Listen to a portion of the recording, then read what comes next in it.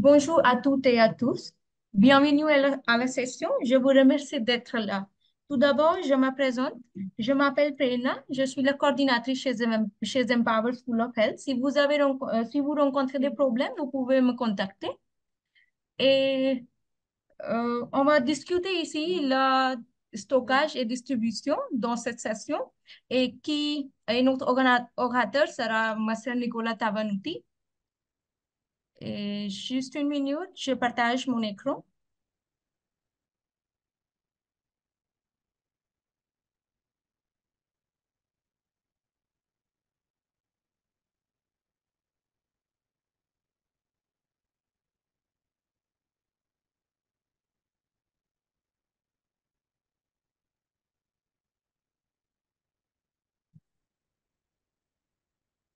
Est-ce que c'est visible? Oui, tout à fait. OK. Parole à vous, Monsieur Oui, Nicolas. oui, c'est visible. C'est visible. D'accord. Très bien. Alors, bonjour à tous. Donc, moi, je me présente, je m'appelle Nicolas Tavanuti. Je suis expert en gestion de la chaîne d'approvisionnement et des achats publics. Aujourd'hui, nous allons faire une session sur le stockage et la distribution qui est en principe le module 6. D'accord? Donc, en fait, j'ai essayé d'être un petit peu plus simple parce que je sais qu'il y a de nouveaux étudiants qui se sont inscrits et début janvier, donc ils vont débuter dans l'apprentissage de la chaîne d'approvisionnement et sauter comme ça sur le module 6 pourrait peut-être les perturber. Donc j'ai essayé de faire une présentation qui puisse satisfaire les uns et les autres. Si vous êtes nouveau, bienvenue. Si vous êtes des anciens et que vous avez déjà fait le module 6 ou vous ne l'avez pas encore fait, ou si vous avez une certaine expérience d'Empower, n'hésitez pas, lors des questions et des réponses, de participer et de faire voir que la formation que vous avez suivie vous a servi. Donc, à la rigueur, si vous voulez répondre à ma place, n'hésitez pas. Ça permettra des échanges avec les nouveaux étudiants. Permettra de vous faire connaître et puis surtout de peut-être de prendre contact avec ces nouveaux étudiants qui vont vous recontacter probablement rapidement. Allez-y, Prerna. Diapositive suivante.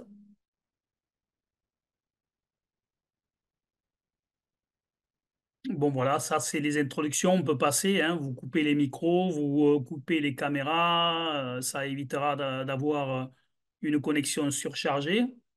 Donc, le but, c'est les stockages et distribution des produits de santé. Allez-y, Prerna. Diapositive suivante. Donc, voilà, diapositive suivante. Tout ça, c'est l'administratif. Donc, l'objectif principal du webinaire est de vous donner l'occasion d'examiner un module et de poser des questions auxquelles je pourrais vous répondre.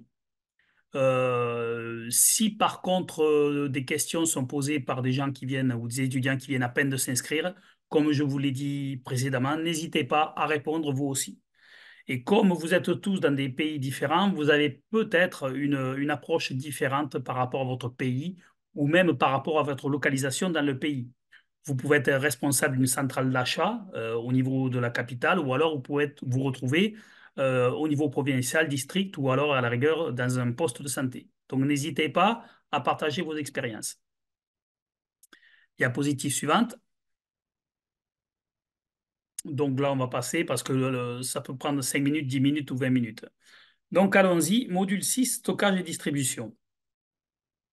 Diapositive suivante. Donc voilà, en fait, pour les nouveaux arrivants, d'accord, mais même pour vous, ça peut être un rappel. Voici le cycle de la chaîne d'approvisionnement. Comme vous le voyez, on commence par la sélection des produits, la quantification, l'achat, et ce dont on va parler, c'est la distribution et la gestion des stocks. Après cela, il y a l'utilisation rationnelle des médicaments, et on recommence le cycle. Donc, je vous explique ce que c'est que les deux sigles qu'il y a au milieu. C'est le CIGL, le système d'information de gestion logistique, vous connaissez peut-être.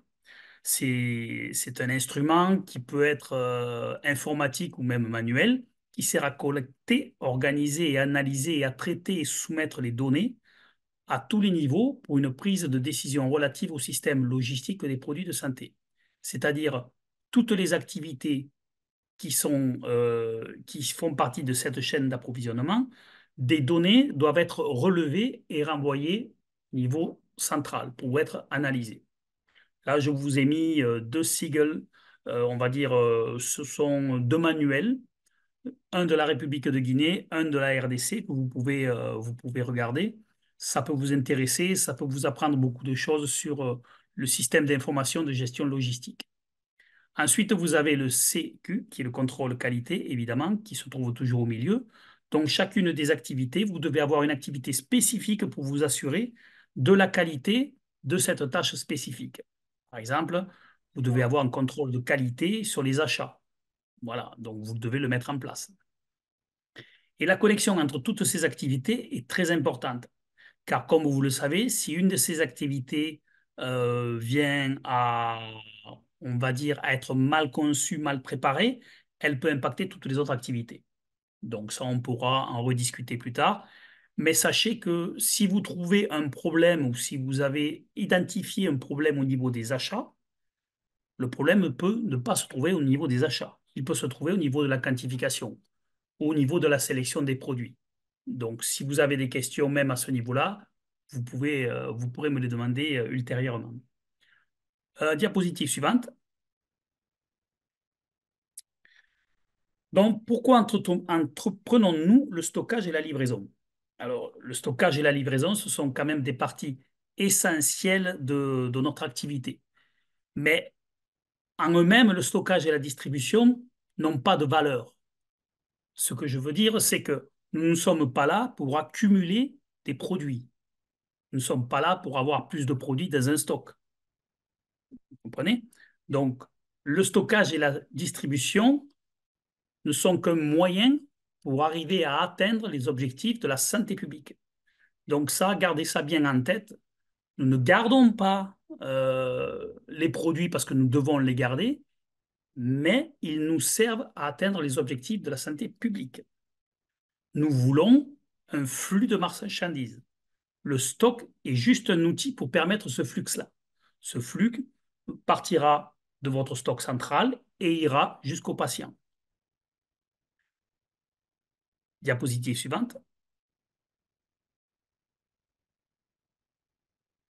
Donc, comme je vous l'ai dit, l'objectif principal du stockage et de la distribution, c'est la réalisation des objectifs de santé publique. Donc ça, vous devez le garder bien en tête. Et toujours, lorsque vous discutez ou lorsque vous négociez avec des donneurs ou lorsque vous négociez avec des potentiels bailleurs de fonds, vous ne devez pas dire «Ok, nous avons besoin d'un nouvel entrepôt pour gérer le volume de stock». Ça ne servira à rien parce qu'on on va pas vous donner plus d'argent. Ce qu'il faut que vous disiez, c'est «Nous voulons un jour atteindre les objectifs de la santé publique énoncés et nous aurons besoin d'un nouvel entrepôt». C'est-à-dire qu'il va falloir intégrer dans votre discussion la phrase objectif de la santé publique. Demander de l'argent pour avoir un nouvel entrepôt sans parler des objectifs de la santé publique, vous allez droit à l'échec. Donc, mettez-vous bien ça en tête.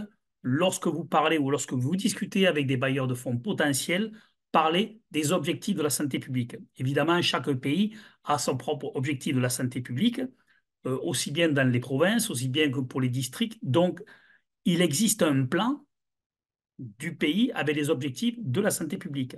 Vous devez l'avoir, vous devez le connaître et vous devez l'analyser pour mieux le défendre auprès des bailleurs de fonds. Diapositive suivante. Alors, comprenez ce concept de flux, d'accord? Comprenez que le flux est important. La priorité est comment pouvons-nous faciliter ce flux au niveau du pays, au niveau des différentes structures que nous avons. Si ce flux-là n'est pas bien compris, il y aura échec. Le flux commence par le stockage et la distribution. Vous devez être prêt à vous impliquer sur ces deux matières, le stockage et la distribution. Le stockage et la distribution ne sont pas forcément deux activités différentes. Les gens du stockage, souvent, ne parlent pas avec les gens de la distribution. Or, ça ne devrait pas être le cas.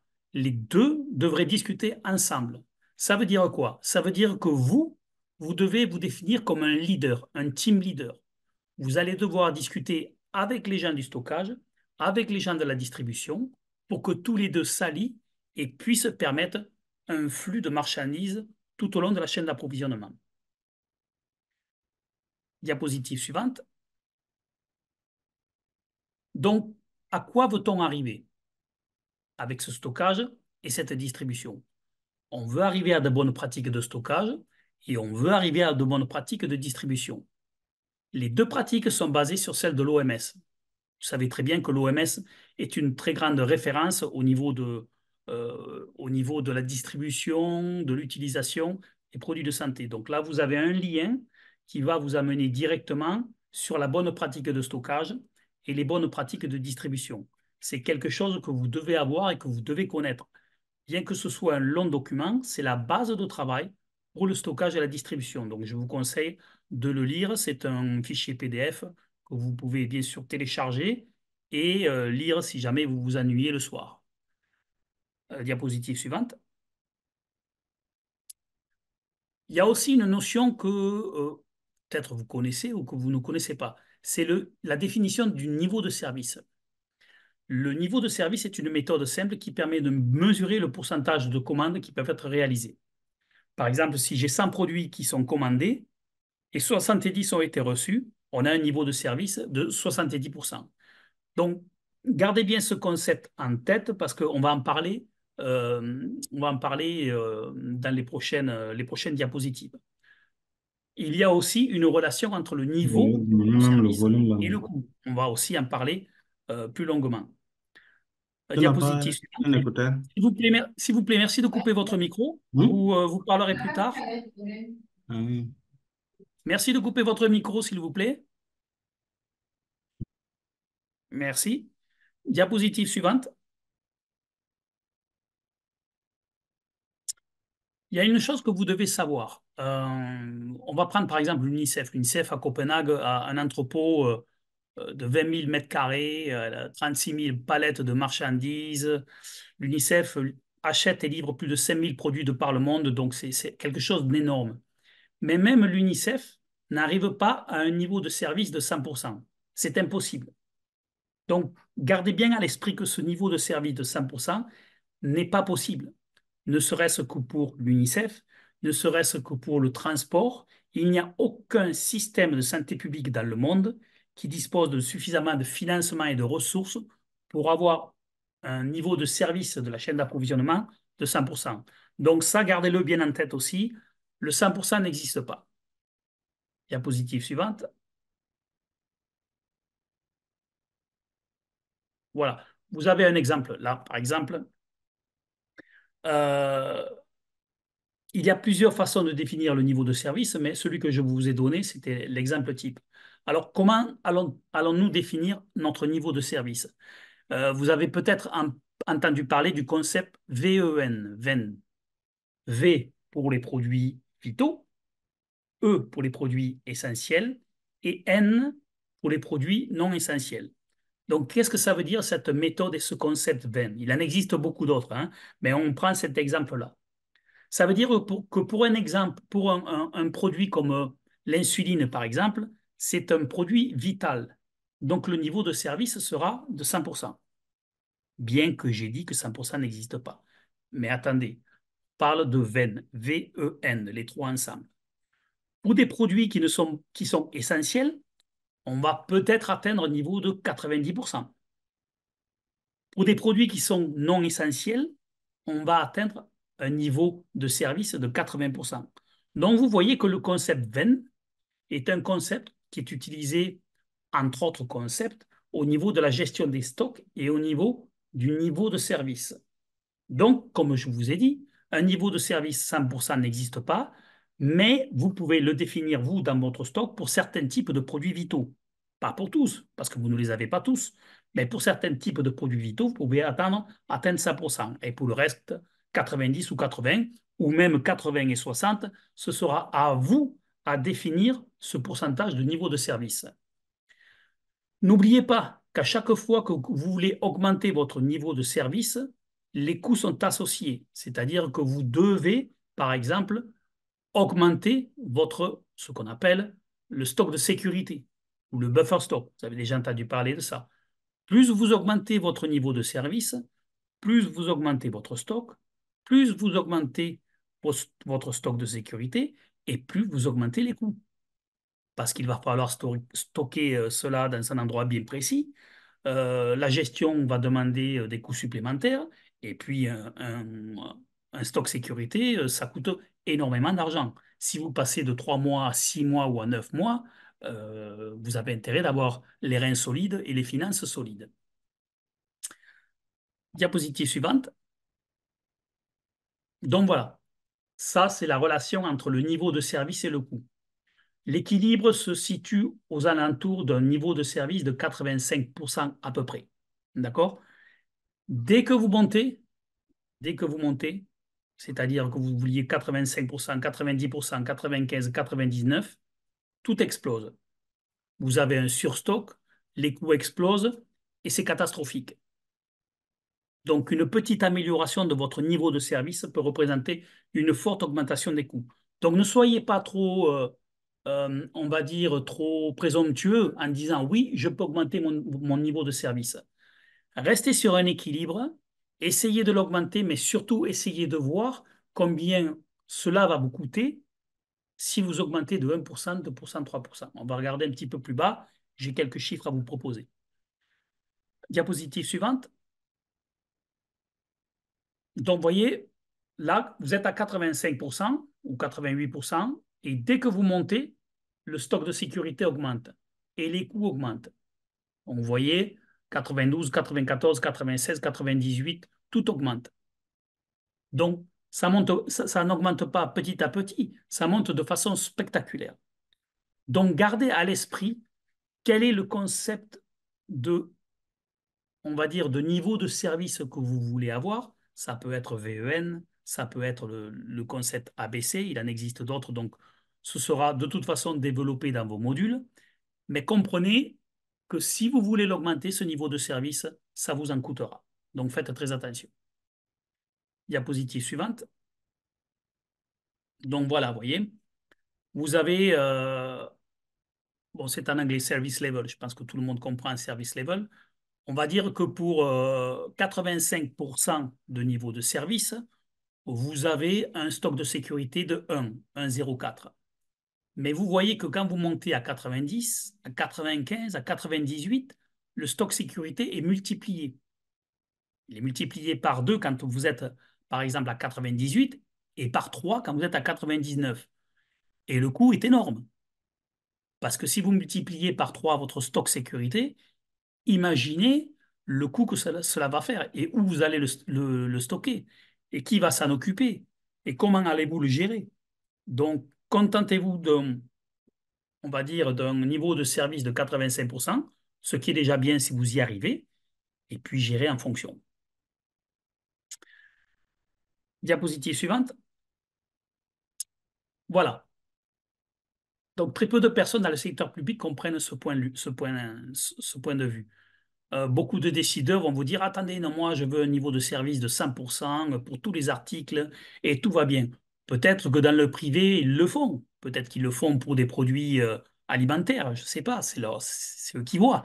Mais vous, dans le secteur où vous allez être, c'est-à-dire le secteur de la santé publique, il va falloir que vous ayez un service optimal avec un coût optimal. Et tout ça, ça va être question de gestion, de réflexion, de discussion pour savoir comment vous allez faire et quels seraient les impacts pour arriver à ce coût optimal avec ce service optimal. Donc voilà, ça c'était une petite introduction un petit peu sur la gestion des stocks. Diapositive suivante.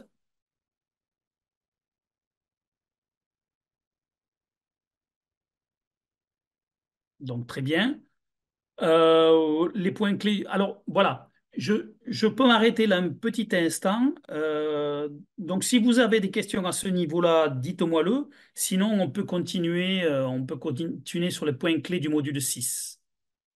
Si vous avez des questions, faites-les, partagez-les avec nous. Sinon, on peut accélérer sur les points clés du module 6, c'est-à-dire celui euh, dont vous êtes tous concernés, c'est-à-dire le diplôme d'études supérieures. Donc, je pense on peut avancer. D'accord. Alors, allez-y, diapositive suivante. Voilà. Alors, vous avez des petites définitions sur le stockage et la distribution. C'est pas bien compliqué, hein. Le stockage des produits de santé a pour but d'assurer que ces produits soient détenus conformément aux bonnes pratiques pharmaceutiques. Donc, je vous ai donné les liens.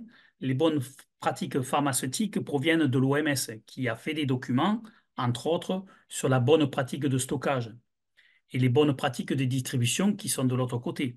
Donc, un système de distribution efficace a besoin d'une infrastructure adéquate et des systèmes de gestion efficaces. Donc, comprenez que le stockage et la distribution sont liés. Si vous avez un mauvais stockage, vous aurez une mauvaise distribution. Si vous avez un bon stockage et une mauvaise distribution, ça veut dire que le lien entre le stockage et la distribution n'est pas bon. Donc, vous, n'oubliez pas que vous êtes des gestionnaires de chaînes d'approvisionnement en produits de santé, d'accord, publics. Vous êtes censés être des leaders et des managers. Vous ne pouvez pas être leader ou manager. Un leader est un gestionnaire aussi. Donc, en tant que leader, vous devez réussir à concilier le stockage et la distribution.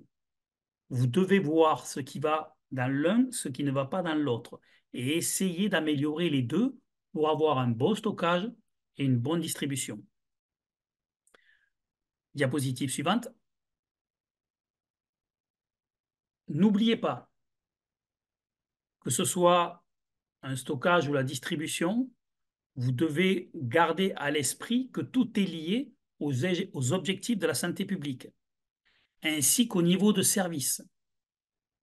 Donc, la première étape consistera à établir clairement les objectifs pour planifier le stockage et planifier la distribution.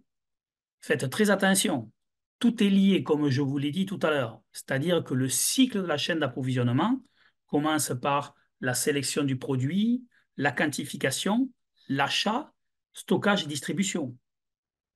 Ne vous retrouvez pas avec des achats que vous ne savez pas gérer avec des quantités et des volumes énormes sans l'avoir prévu.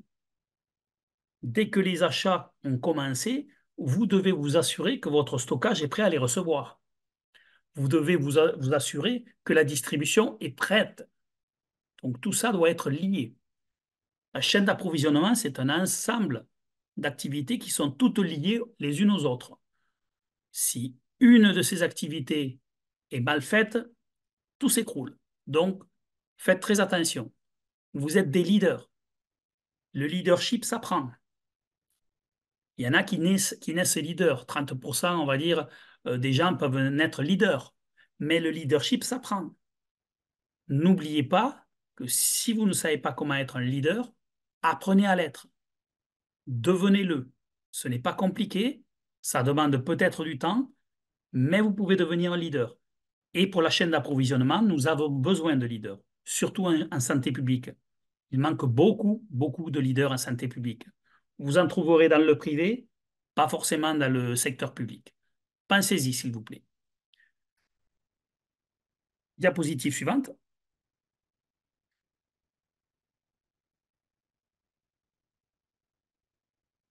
Alors,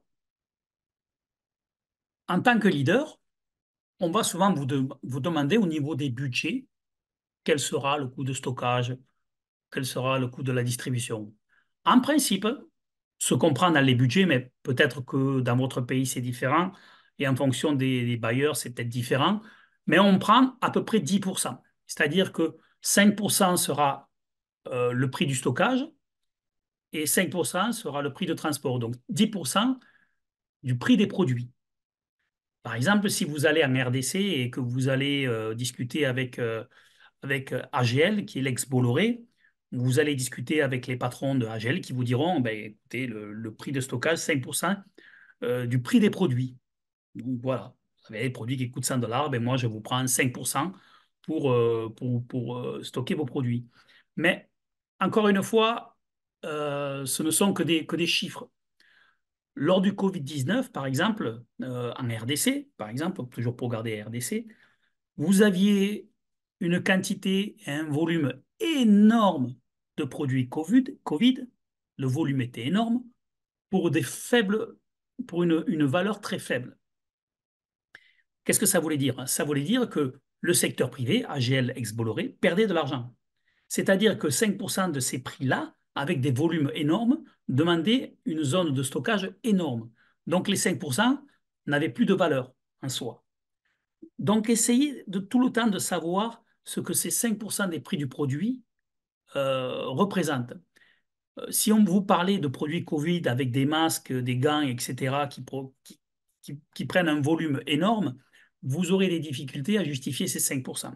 Par contre, en temps normal, avec des prestataires de services privés, les 5% du prix des produits sont jugés acceptables. Après, le stockage combiné à la distribution peut varier 9%, 10%, 11%, 12%. Quand on parle de la distribution, c'est distribution intérieure. D'accord?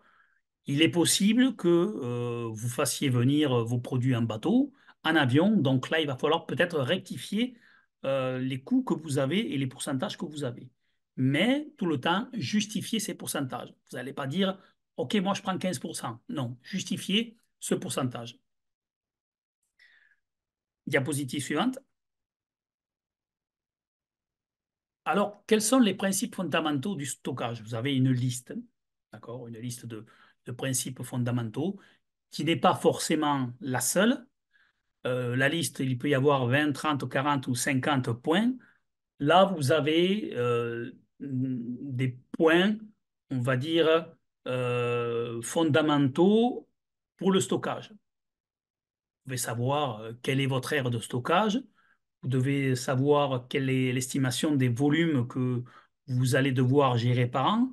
Vous devez vous assurer que vous avez un équipement, que vous avez du personnel évidemment formé. Vous devez vous assurer que vous avez des SOP. Alors là, on va y revenir sur ces fameux SOP un petit peu plus bas. Donc voilà, ce sont des principes fondamentaux de stockage.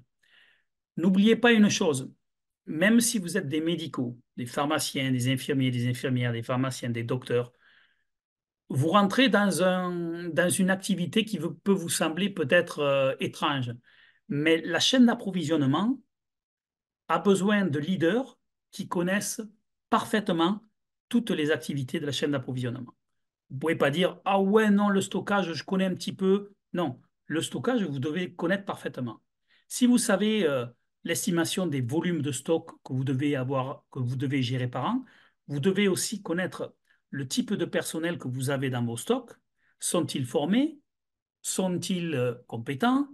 Sont-ils au courant de ce qu'il faut faire, etc., etc. Donc, vous devez tout savoir. Je ne vous demande pas de tout maîtriser, mais vous devez tout savoir. Si un jour on vous interroge, avez-vous des SOP et que vous dites, c'est quoi des SOP? Là, il y a problème. Donc, on va voir un petit peu plus en bas ce que sont des SOP. Diapositive suivante, s'il vous plaît.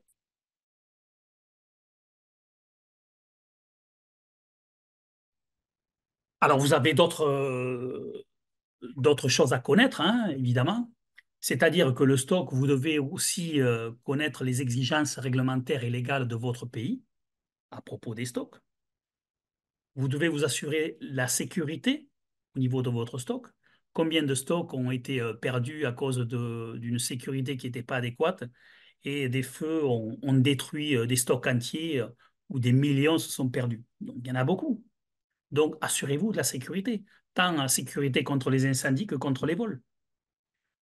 Des bonnes pratiques de stockage. Donc, les bonnes pratiques de stockage, je vous les ai données en lien au tout début. Vous pouvez les regarder aussi.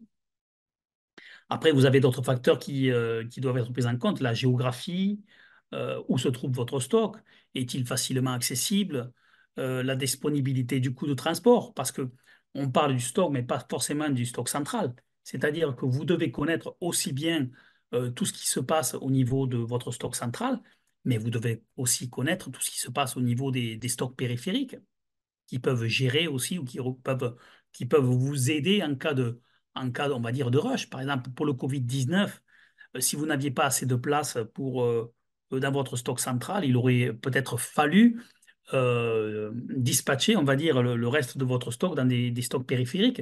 Donc, si vous n'aviez pas connaissance de ce que vous aviez autour, ça aurait été compliqué. Donc, sachez un petit peu connaître votre environnement. Diapositive suivante. Alors, les défis du stockage.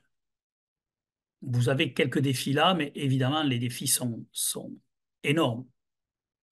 Le stockage est un des principaux problèmes, pas simplement au niveau central, mais au niveau périphérique aussi. Le manque d'espace est flagrant, ne serait-ce qu'au niveau central, mais aussi au niveau provincial, au niveau des districts ou même au niveau on va dire, des centres de santé. Donc, tout ça sont des défis. Il faut que vous en soyez conscient. Même une insuffisance ou une absence de contrôle de température, ça m'est arrivé de voir au niveau central, c'est-à-dire au niveau de la capitale.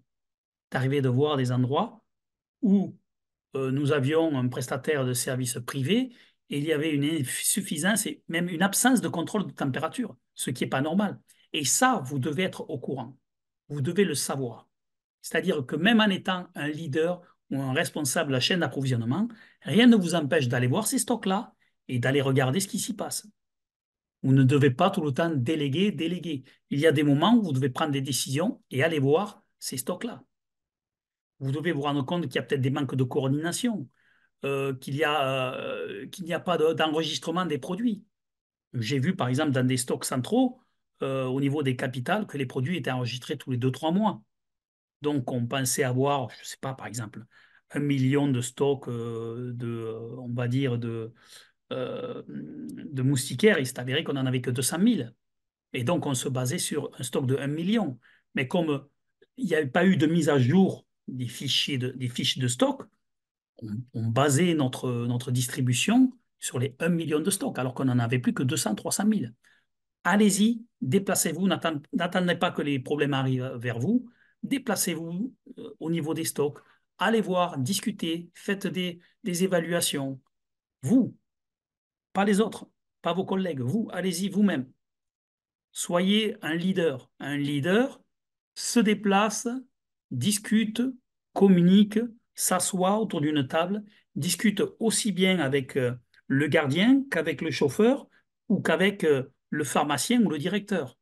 Vous devez être capable de discuter avec tout le monde et vous allez voir que les meilleures informations que vous allez avoir ne sont pas forcément celles avec les personnes que vous attendez le plus. C'est-à-dire qu'un gardien peut vous donner des informations vitales sur votre stock. Donc, voilà les défis ou quelques défis du stockage. Diapositive suivante. Alors, là, on va parler, alors on saute du stockage à la distribution, hein. Vous devez pouvoir jongler entre les deux, hein. Stockage, distribution, stockage. D'accord? Donc, une distribution efficace des produits se caractérise par, et vous avez une petite liste, dont un point que je viens de vous énumérer, c'est-à-dire qu'au niveau du stockage, si les registres d'inventaire ne sont pas précis, votre distribution ne sera pas correcte. Donc, si vous voulez distribuer 1 million de moustiquaires, que vous vous rendez compte qu'en fait, vous en avez que 300 000, et qu'en fait, on en attend 1 million au niveau des provinces ou des districts, ça va être la catastrophe. Donc, il va falloir que vous vous assuriez que le stock est suffisamment bien géré pour avoir une distribution correcte. Si vos stocks sont mal gérés, votre distribution sera catastrophique. L'un ne va pas sans l'autre. Donc, il vous faut avoir les informations correctes au niveau des stocks pour vous assurer que la distribution se passera dans des meilleures façons. Si on parle par exemple de la distribution des moustiquaires, je ne sais pas si tout le monde est au courant, mais la distribution de moustiquaires est extrêmement complexe. Donc, si vous démarrez sur les genoux, au niveau de la distribution des moustiquaires, je vous garantis que la distribution va être une catastrophe. Donc, sachez ce que vous avez pour pouvoir bien distribuer. et sachez comment vous allez distribuer. Diapositive suivante. Voilà. Donc ça, c'est le flux d'informations. On part du fournisseur, la fabrication, l'entrepôt, le magasin, le client. Le client, ce n'est pas forcément le client dont on parle, mais c'est souvent le patient. D'accord? Approvisionnement, transformation, distribution, c'est le cycle de distribution avec le flux d'informations qui doit aller, qui doit aussi remonter, c'est-à-dire qu'à chaque étape, vous devez avoir un flux d'informations, savoir où vous en êtes. Diapositive suivante. Donc voilà. Je suis persuadé que vous avez vu déjà un stock sur votre gauche et sur votre droite. Donc, voyez que sur votre gauche, si vous avez un stock aussi bien rangé, je pense que ce sera facile à distribuer. Si vous avez un stock sur votre droite comme ça, je crois que ça va être compliqué à distribuer. Et c'est une photo réelle, hein. Je veux dire, c'est une photo que j'ai prise et qui montre que la complexité de la gestion d'un stock, même tout petit, vous voyez, il faisait 3 mètres sur 3 mètres. Et donc, c'est extrêmement complexe. Et c'était au niveau central. Donc, évitez d'avoir ce type de stock à droite. Essayez d'avoir plutôt un stock comme celui que vous avez à votre gauche. Bon, c'est évident, comme vous le voyez, c'est plutôt un stock au niveau central que vous avez à votre gauche. Diapositive suivante. Donc voilà les éléments pour la conception d'un système de distribution. Vous avez une petite liste. Et évidemment, cette liste-là est courte, mais on n'est pas là pour tout développer. Vous allez la développer, cette liste-là, le cycle de distribution au niveau du module 6, mais aussi dans les autres modules ou même dans les certificats, parce que la distribution est quelque chose d'assez important. Et vous devez, pour cela, euh, comprendre que sans un bon stockage, une distribution sera compliquée. Vous devez reconnaître, par exemple, que les besoins de produits à différents niveaux sont différents. C'est-à-dire que la distribution au niveau de la province sera différente par rapport à la distribution au niveau d'un centre de santé et sera bien plus complexe et pourrait même être plus coûteuse pour le programme. Vous devez aussi comprendre que en fonction des délais ou en fonction de la géographie des endroits où vous devez livrer, il y a beaucoup de challenges qui vont arriver. Donc, connaissez votre environnement, connaissez où vous devez livrer. Essayez de réduire les problèmes que vous pouvez avoir lors des livraisons. Diapositive suivante. Donc, on va essayer de comprendre le cycle de distribution et l'intégration qu'on va avoir avec les autres segments de la chaîne d'approvisionnement, parce que c'est très important. Tout est intégré, d'accord? Ce n'est pas simplement, on ne parle pas d'une seule activité. Comme je vous l'ai dit précédemment, absolument tout est intégré. Diapositive suivante. Donc là, je vous ai parlé tout à l'heure des SOP. Alors, je pense que vous en avez entendu parler. C'est l'acronyme de Standard Operating Procedure, procédure opérationnelle standard, qui est un document qui accompagne une opération courante. Mais ces SOP, en principe, on va vous les demander. C'est-à-dire que lorsque vous avez un bailleur de fonds, par exemple, il va vous demander, mais est-ce que vous avez des SOP sur la chaîne d'approvisionnement? Souvent, on va vous dire, vous allez dire, ben, écoutez, non, on est en train de les faire, on est... Bon, c'est toujours compliqué. Alors, que permet cette procédure opérationnelle standard? Elle permet de répondre à toutes les questions. C'est-à-dire que vous avez la chaîne d'approvisionnement avec toutes les activités. Vous avez la sélection d'un produit, l'achat, etc. Vous avez le stockage et la distribution. Chacune de ces activités doit avoir des SOP propres. Je ne dis pas que l'achat doit avoir un seul SOP, mais l'achat contient plusieurs activités et toutes ces activités doivent avoir des SOP. Et qu'est-ce qu'elles permettent d'avoir ces SOP? Elles permettent d'identifier les personnes clés, inscrire les procédures dans le temps et comment ces procédures vont être réalisées et quel type de documents on va utiliser. La première des choses que vous devez faire, vous, en tant que leader de la chaîne d'approvisionnement, manager de la chaîne d'approvisionnement, ou en tant que personne qui va s'occuper de la chaîne d'approvisionnement, c'est de savoir s'il existe des SOP. Alors, s'il existe des SOP, lisez-les. Si vous ne les comprenez pas, c'est-à-dire que les SOP ne sont pas bons.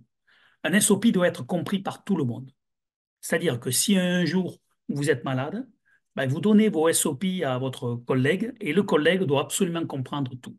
C'est-à-dire que vous allez lui dire, écoute, moi je suis pas là, j'ai pas le temps pour m'occuper de la distribution, donc voici les SOP de la distribution, est-ce que tu peux t'en occuper? Et si votre collègue arrive à lire ces SOP, c'est que vos SOP sont très bons. Donc, comprenez, la base même des activités de la chaîne d'approvisionnement sont basées sur des SOP. Assurez-vous que vous en avez. Si vous n'en avez pas, il va falloir les faire.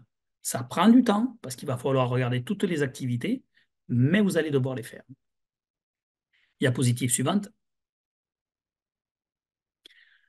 Donc, je vous ai mis en haut à gauche là un petit SOP. Ça veut dire que l'achat doit être inclus dans les SOP.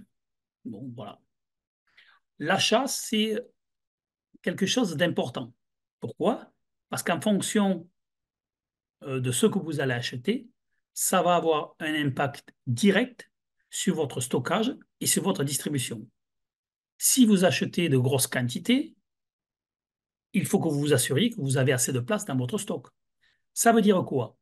Ça veut dire que vous, en tant que responsable de la chaîne d'approvisionnement, vous devez participer aux activités antérieures aux achats, c'est-à-dire à la sélection du produit et à la quantification. Donc pourquoi? Parce que vous devez vous assurer que lors de la quantification et lors des achats, vous êtes au courant de ce qui va arriver. Et ce qui va arriver, c'est-à-dire le volume, vous devez vous assurer qu'il y aura suffisamment de place au niveau central, au niveau des provinces ou même au niveau des cellules de santé. D'accord? Si vous n'avez pas de place, quand le volume va arriver, comment allez-vous gérer tout ça? Ça va être très compliqué. Donc, les achats est un point important du cycle de distribution. Quand on parle des achats, tiens, c'est bizarre, pourquoi les achats? Bah oui, parce que l'achat interagit avec tout le reste. Diapositive suivante. Après, vous avez le dédouanement. Alors, le dédouanement, vous allez vous dire, oh, attendez, le dédouanement, qu'est-ce qu'on en a à faire du dédouanement? C'est pas mon problème. Mais si, c'est votre problème. C'est votre problème parce que le dédouanement est extrêmement complexe. Vous le savez, dans votre pays, le dédouanement commence non pas quand les marchandises arrivent, mais bien avant. C'est-à-dire, dès que vous avez la liste des produits qui vont arriver, les responsables du dédouanement commencent à travailler pour être sûr qu'on puisse avoir ces produits disponibles le plus rapidement possible. Et comme vous le savez peut-être pas, mais le dédouanement, c'est quelque chose qui est extrêmement complexe et qui donne mal à la tête, on va dire. Donc, si vous avez des amis qui travaillent dans le dédouanement, vous pouvez leur demander et ils vont vous dire que oui, le dédouanement, c'est très complexe. Pourquoi c'est complexe et très important? Et ça implique directement le stockage et la distribution. Imaginez que vous achetez des produits de santé, on va dire des tests ou des réactifs, avec, on va dire, une durée de vie de 4 mois. Imaginez que le dédouanement prenne un mois.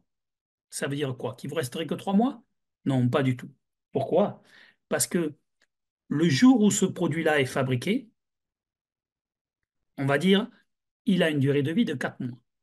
Mais pendant ce temps-là, la compagnie qui a fabriqué ce produit-là va faire des tests de qualité pour s'assurer que ce produit est viable. Une fois que c'est fait, il va vous l'envoyer. Une fois que c'est fait, vous allez dédouaner. Une fois que c'est fait, vous allez l'entreposer et le tester aussi, probablement. Et une fois que c'est fait, vous allez le livrer. Eh bien, il est possible que, on va dire, un produit qui a une durée de vie de 4 mois, au final, aura une durée de vie de 2 semaines. Et il va falloir gérer ça. Et ça veut dire quoi? Ça veut dire que vos achats, votre quantification, votre sélection de produits, c'est-à-dire tout ce qui avait antérieurement au dédouanement, prendra en considération ce laps de temps. C'est pour ça que je vous dis que c'est complexe. Parce que si le dédouanement, vous dites on s'en fiche, et qu'il y a un problème au niveau des dédouanement, c'est toute la chaîne d'approvisionnement qui tombe. Donc, soyez très attentifs à ce point-là. D'accord? Et le dédouanement, pendant ce temps-là, le produit reste à quai ou reste, on va dire, probablement à l'aéroport. Et vous n'avez peut-être pas le droit d'aller regarder ou d'aller toucher. Donc, vous ne savez pas ce que vous allez avoir. Donc, faites attention, le dédouanement est extrêmement complexe. Diapositive suivante. Alors évidemment, vous avez les Incoterms, je vous ai mis un lien qui détermine le partage des coûts et des risques. Ils sont déterminés dans la phase d'achat. Alors vous allez vous dire, ouais, les Incoterms, on s'en fiche, etc. Ah oui, sauf que si le bateau coule, qui est responsable? Ah, ben, ça va dépendre des Incoterms. Donc les Incoterms, vous devez imprimer la feuille des Incoterms et la garder tout le temps avec vous. Et savoir quel type d'Incoterms vous utilisez. D'arriver qu'un bateau coule et que nous soyons en fait responsables de la marchandise parce que ben, l'Incoterms qu'on avait décidé de prendre était pas le bon. Donc tout a été perdu. Et bon, heureusement, le personnel a été sauvé, mais pas les marchandises. Donc ça a été pour notre pomme. Donc assurez-vous que les Incoterms, c'est quelque chose que vous avez imprimé et que vous avez en face de vous sur le bureau. Diapositive suivante. Bon, voilà, vous avez la réception. Après le dédouanement, ouf, vous avez la réception. Donc tout ça, vous allez dire, OK, ben, très bien, super, on en prend tout et on amène ça au niveau du stock. Et... Non, non, non. Dès que vous avez fini le dédouanement, vous vous assurez que les produits que vous avez ne sont pas, n'ont pas été endommagés pendant le transport. Il va vous arriver des fois que les palettes ont été détruites. Alors, vous allez prendre des photos, vous allez regarder, attends, comment elles ont été détruites. Alors, ça peut être fait au niveau de l'emballage, c'est-à-dire au niveau du fabricant. Ça peut être fait au niveau du transport. Ça peut être fait du déplacement d'un endroit à un autre. Donc, vérifiez à chaque fois, lors de la réception de vos produits, au niveau de la réception du produit, que vous avez les bons produits. Donc, vérifiez que vous avez bien les produits. Si vous avez commandé des blisters avec 100 tablettes, assurez-vous qu'il y ait bien des blisters à 100 tablettes et pas à 40. Donc, vérifiez la conformité de la facture avec la conformité de la liste des médicaments que vous avez commandés, reçus. Donc, tout ça, euh, vous devez le faire après le dédouanement. Si vous pouvez le faire pendant le dédouanement, parce que souvent on peut vous indiquer, OK, vous pouvez aller voir votre marchandise, mais vous ne la touchez pas, donc faites-le. Assurez-vous que les produits que vous avez commandés sont bien ceux que vous avez reçus et qui sont en bon état. N'oubliez pas que certains produits ont besoin d'être dans des chambres réfrigérées. Si lors du dédouanement, ces produits sont à l'extérieur à 35 degrés, il y a un problème. Donc, assurez-vous de la bonne réception, de la bonne réception et de l'inspection des produits. Diapositive suivante.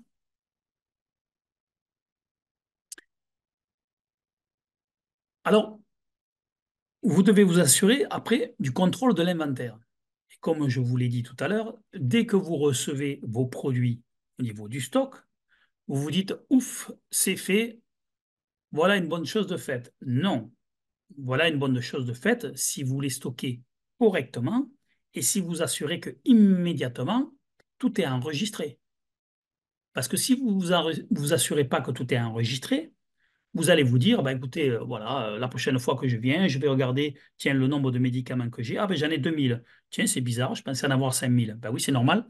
Vous n'avez pas enregistré la nouvelle arrivée. Donc, assurez-vous, d'accord, quand vous avez les médicaments et que vous les recevez, qui sont enregistrés.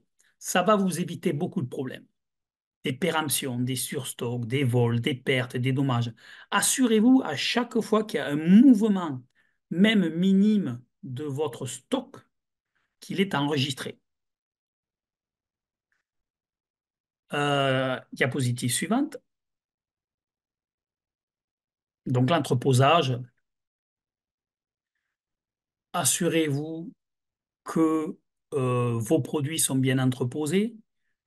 il y a des règles là-dedans, donc vous regarderez les liens que je vous ai partagés, où il y a de l'OMS évidemment, où il y a comment bien entreposer, on va dire, les produits, que ce soit des produits qui doivent être entreposés en chaîne de froid ou des produits qui doivent être entreposés sur des palettes, pas à même le sol. Donc vous avez tout un processus d'entreposage que vous devez respecter.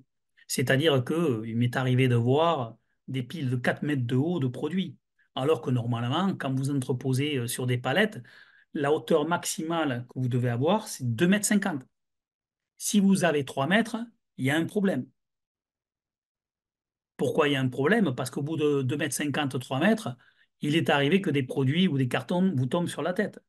Et si le carton pèse 10 kilos, quand ça tombe de 3 mètres ou de 4 mètres, croyez-moi, ça fait mal. Donc, il y a des règles à respecter. Et ces règles-là, vous devez les connaître. Vous ne voyez pas le lien parce qu'il fallait l'être là dès le début. J'ai donné le lien au début au début de l'exposé. Donc, voilà, on est à la 30e peut-être, à la 30e diapositive. Donc, quand vous recevrez de toute façon la présentation, et vous la recevrez, vous aurez les liens qui sont inclus à l'intérieur. Diapositive suivante. Alors, vous avez deux systèmes de distribution. Vous avez le pull et vous avez le push. Je ne sais pas si vous avez entendu parler. Le push a ses avantages comme ses inconvénients et le pull a ses avantages et ses inconvénients. Alors tout cela, vous allez le voir dans le module 6 de votre cours, mais dans tous les modules qui parlent de la distribution, ou même dans chacun des modules sur la chaîne d'approvisionnement, on va vous parler du pull, on va vous parler du push. Vous pouvez avoir même les deux, c'est-à-dire vous pouvez avoir un push jusqu'à un certain niveau et un pull à un autre niveau. Donc le push, c'est-à-dire on prend les produits et on les amène en fonction de prévisions à un endroit précis. Et le pull, ce sera par exemple des réquisitions, donc des réquisitions trimestrielles ou mensuelles, ou etc. Donc vous allez avoir ces deux systèmes. Il est bien d'avoir les deux. Donc voilà, ça dépend de certains pays, ça dépend de certains niveaux de stockage, certains niveaux de livraison, donc certains types de produits aussi qui vont être stockés et livrés. Donc, tout ça, vous allez l'apprendre au fur et à mesure. Diapositive suivante. Donc on a la livraison. La livraison, en fonction des pays, d'accord? Peut être par bateau, en avion, par train, par camion, par moto, par vélo, à pied, à dos d'homme.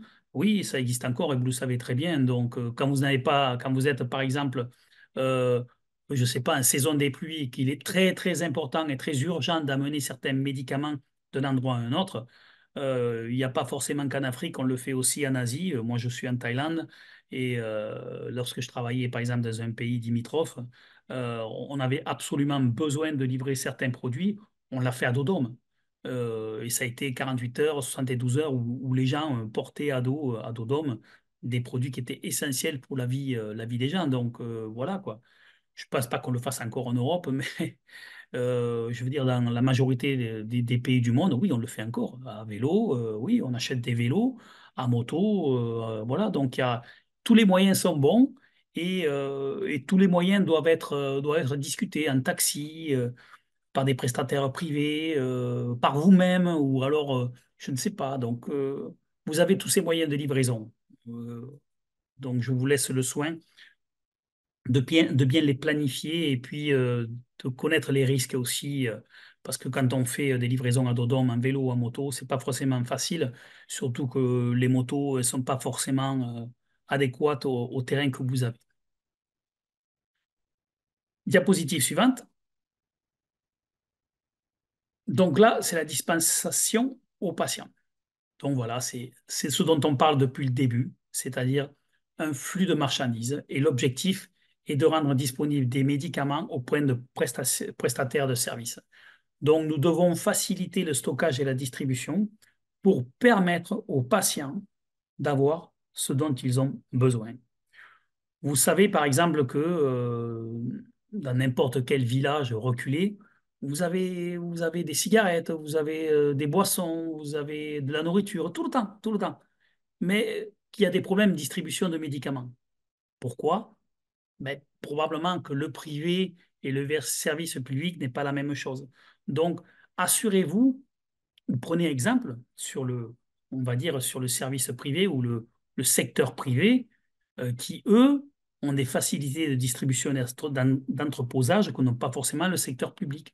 Donc, n'hésitez pas à travailler avec le secteur privé pour vous assurer que les patients vont avoir ce dont ils ont besoin.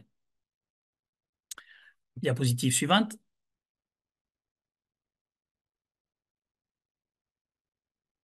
Un rapport sur la consommation. Alors ça, c'est quelque chose de très important. Tous les points que je vous ai donnés, de l'achat, dédouanement, réception, contrôle, etc., etc., etc., à chacune de ces activités, vous devez avoir des données et des informations que vous pourrez exploiter. Si jamais lors de ce petit cycle-là, vous n'avez pas les informations ou des données exploitables, ça va être une catastrophe. Souvent, les rapports de la consommation ne sont pas bons, on va le dire comme ils sont. C'est-à-dire que lorsqu'au niveau central, par exemple, on veut faire une quantification pour l'année prochaine, et pour cela, on doit avoir les données sur la consommation, c'est une catastrophe. Ces données-là, on ne les a pas. Quand on les a, elles sont parcellaires. Assurez-vous à chaque niveau d'activité de ce cycle de distribution, on vous rapporte des données, on vous les rapporte, on vous les rapporte. Données de stock, données d'entreposage, des commandes reçues, des livraisons, dispensations. Ayez ces rapports. N'attendez pas 6 mois avant de les demander. Vous devez avoir ces rapports le plus souvent possible pour vous pouvoir les exploiter. Plus vous aurez de rapports concis, plus votre tâche sera facilitée pour la quantification. La quantification, c'est un cauchemar. C'est une activité de la chaîne d'approvisionnement, et peut-être beaucoup peuvent vous le dire, qui est extrêmement complexe. Si vous n'avez pas des bonnes données, dont ces données de consommation, votre quantification va s'avérer un cauchemar. Vous allez acheter ou trop ou pas assez. Donc le rapport sur la consommation est primordial. Diapositive suivante. Donc vous avez des systèmes de distribution. Je vous laisse lire. Vous avez des systèmes de distribution centralisés, décentralisés. Voilà, donc il y a les avantages, il y a les inconvénients. Chaque pays ou chaque, euh, chaque pays en Afrique ou en Asie ou par le monde a son propre système de distribution centralisé, décentralisé. Il est décentralisé, bon, parce que peut-être que certains pays ou certains systèmes de santé sont plus performants ou moins performants que d'autres. Donc, à voir. Diapositive suivante. Alors ça, c'est un exemple fragmenté de la République démocratique du Congo, mais j'aurais pu prendre la Tanzanie ou j'aurais pu prendre tout autre pays. Donc, vous voyez, ça, c'est le système de distribution fragmenté. Comme vous voyez, vous avez des flèches partout. Donc, pour suivre ces flèches, c'est un petit peu compliqué. Vous avez des bailleurs de fonds, vous avez des entrepôts et en veux-tu, en voilà sur les paludismes. Et en fonction des bailleurs de fonds, vous avez une distribution spécifique. Le Fonds mondial va distribuer lui-même, USAID va distribuer lui-même. Donc, c'est complètement fou, on va dire. Et pour gérer ça, c'est extrêmement complexe. Et c'est pas simplement dans un pays, c'est dans beaucoup de pays on se retrouve avec des systèmes de distribution fragmentés qui sont un cauchemar pour tout le monde. Et pour le pays, et pour les patients, mais aussi pour ceux qui gèrent la chaîne d'approvisionnement. Et on va dire que les bailleurs de fonds en sont conscients, mais est-ce que quelque chose est fait? Je ne sais pas, je ne crois pas. Il faudrait réunir, vous voyez, tous ces bailleurs de fonds, leur montrer ce système-là et discuter avec eux pour essayer d'avoir un système un petit peu plus, on va dire, simple. Diapositive suivante. Donc voilà, alors les coûts de distribution. Voilà, vous avez des coûts de distribution qui diffèrent d'un pays à un autre, voyez-vous. Donc ça peut partir de 18% à 44%. Mais bon, là, on parle du Liberia pour les mosquitonettes, comment on appelle ça, les moustiquaires. Pour les moustiquaires, déjà, c'est un volume très important. Le Liberia, c'est pas forcément un endroit facile d'accès pour certains endroits. Donc, vous avez des coûts de distribution. Connaissez vos coûts de distribution. Alors, tout ça, c'est très important. Si vous ne connaissez pas vos coûts de distribution, vous allez avoir des problèmes pour faire votre budget. Diapositive suivante. Alors, il y a une planification d'un système de distribution. C'est-à-dire que ne planifiez pas votre distribution quand vous aurez tout reçu. Planifiez votre distribution en amont. C'est-à-dire que lorsque vous avez fait votre quantification ou lorsque vous faites votre quantification, commencez déjà à faire votre plan de distribution. Comment vont-ils être effectués? Est-ce qu'on va déterminer un push système ou un pull système? À quel niveau le pull système prendra la place du push système? Vous devez avoir une cartographie complète de vos systèmes, de vos livraisons, c'est-à-dire dans les provinces, dans les districts, plus bas, encore plus bas. Vous devez tout cartographier, vous devez tout connaître. Vous devez aussi connaître les fréquences de livraison aux divers endroits. C'est on va dire que c'est un travail ingrat, complexe, mais que vous devez faire.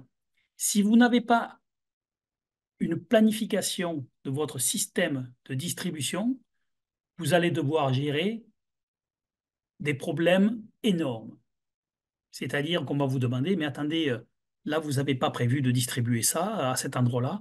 Ah ouais, alors attendez, on va le faire maintenant. Mais non, mais attendez, ils ont besoin de ça maintenant. Pourquoi vous ne l'avez pas fait il y a 3 mois? Ah oui, mais attendez. Donc, c'est catastrophique. On se retrouve avec des situations ingérables. Et qu'est-ce qu'on fait? Ben, attendez, on va prendre l'avion, on va mettre des moustiquaires dedans et on va livrer. Mais non, vous ne pouvez pas prendre l'avion et mettre des moustiquaires dedans pour livrer. Ça va vous coûter des millions. Donc, voilà. Prévoyez une planification du système de distribution bien en avance. Ne soyez pas surpris par, par une distribution soudaine, parce que les distributions ne sont pas soudaines, à moins qu'il y ait des urgences. Donc ça, c'est autre chose. Diapositive suivante. Donc voilà, écoutez, vous avez des niveaux de stock à comprendre. Euh, les facteurs qui influencent, évidemment, c'est la géographie, évidemment, l'environnement, le climat, évidemment, les pluies abondantes, les inondations, la chaleur, euh, l'augmentation aussi, tout simplement, du coût du gasoil. S'il y a une augmentation du coût du gasoil et que vous ne pouvez pas, par exemple, prendre ou utiliser des camions, c'est quelque chose que vous devez aussi savoir gérer. Votre personnel, est-ce que vous avez du personnel adéquat au niveau des centres de distribution ou de réception? La qualification de ce personnel-là, avez-vous les moyens de transport pour livrer ce dont vous avez prévu de livrer? Donc, toutes ces choses-là, tous ces facteurs-là, vous devez les prendre en compte. Diapositive suivante.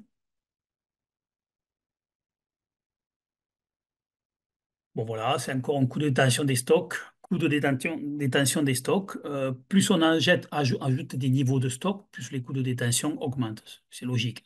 Si vous avez 5 niveaux de stock, ben, non seulement il va falloir gérer ces 5 niveaux de stock, mais en plus les coûts vont augmenter. Donc, comment pallier ces 5 niveaux de stock? Pouvez-vous les réduire à 3 et demi, je ne sais pas. Donc voilà, c'est la palissade, on va dire, coût de détention des stocks.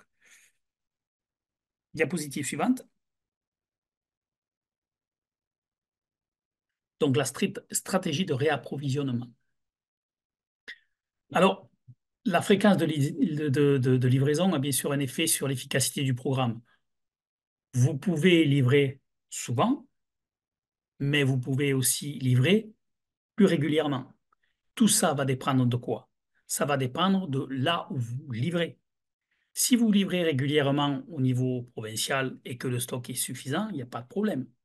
Si vous livrez de la même manière de niveau de province au niveau des centres de santé et que vous dites, OK, on livre régulièrement tous les 3 mois, vous ne savez pas si, on va dire, le centre de santé a des stocks suffisants pour gérer tout ça. Donc, il va falloir que vous discutiez entre les différents niveaux on va dire, de stockage et de livraison pour savoir quelle est la fréquence idéale.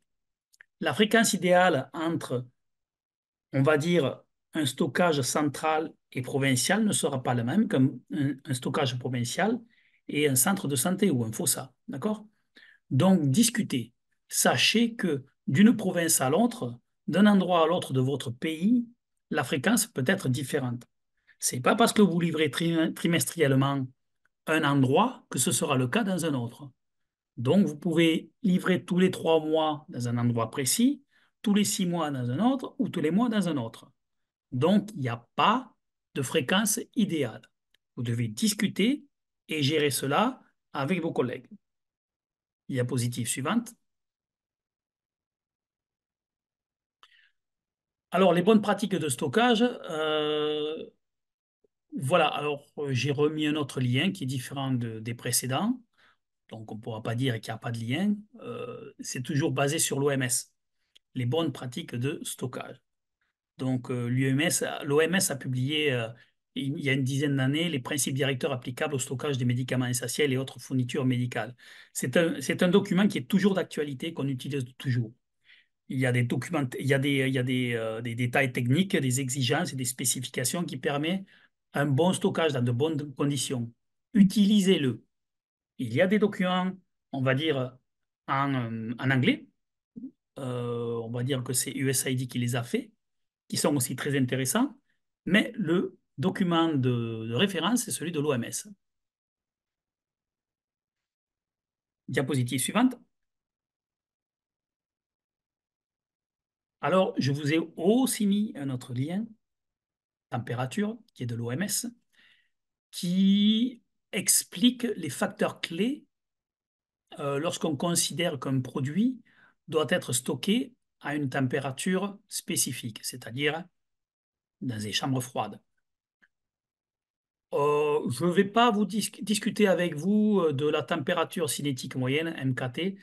C'est une façon simplifiée d'exprimer l'effet global de variation de température pendant un certain temps dans un stock très précis. Mais je pense que dans les modules que vous allez aborder, on va vous parler du MKT. On va dire que c'est une équation extrêmement complexe que vous n'aurez pas à connaître, parce qu'en fait, il y a des logiciels qui calculent ça tout seuls, mais ça vous permet de donner ou de calculer une température moyenne qui va vous permettre de savoir si, lors d'un transport, par exemple, un médicament n'a pas subi de choc thermique. Donc, tout ça, euh, vous pourrez le lire dans le lien de l'OMS, mais vous pourrez aussi l'approfondir lors de votre apprentissage sur la chaîne d'approvisionnement. Diapositive suivante. Ah oui, d'accord. Ben voilà la belle, on va dire, la belle équation du MKT. Donc, si vous êtes des mathématiciens et que ça vous plaît, plongez-y et régalez-vous. Mais on ne vous demande pas de la connaître. Diapositive suivante. Alors, quelles sont les ressources nécessaires pour une bonne distribution? Bon, ben voilà, c'est les mêmes choses, quand on parle de distribution. N'oubliez pas, garder aussi à l'esprit le stockage, hein. Donc, vous allez avoir des responsables logistiques qui assurent la coordination entre la distribution, le stockage. Vous devez avoir un niveau, on va dire, d'effectifs suffisant. Souvent, on se retrouve avec très peu d'effectifs au niveau du stockage de la distribution. Vous devez avoir des gens qui soient formés. Assurez-vous que des gens soient formés au niveau du stockage, mais aussi de la distribution. C'est-à-dire que des gens qui sont formés dans le stockage et pas de la distribution, ça peut poser un problème. Pourquoi?